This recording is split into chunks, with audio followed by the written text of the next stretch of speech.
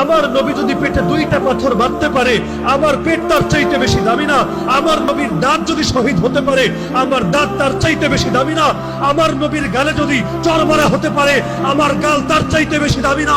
আমার নবীর চেহারায় যদি থুতু মারা হতে পারে, আল্লাহর কসম আমার চেহারা তার চাইতে বেশি দামি না? আল্লাহর নবীর চাচাকে যদি 70 টুকরা করে তার কলিজা চিবিয়ে খাওয়া হতে পারে, আল্লাহর কসম আমার বাপ চাচা তার চাইতে বেশি দামি না? আরে আল্লাহর দ্বীনের জন্য যদি আল্লাহর নবীকে কাবা ছাড়তে হয়, মক্কা ছাড়তে হয়, পবিত্র ঘর ছাড়তে হয়, আমার ঘর, আমার এলাকা, আমার দেশ তার চাইতে বেশি দামি না? আমার মসজিদ, আমার মাদ্রাসা, আমার খানকা তার চাইতে বেশি না?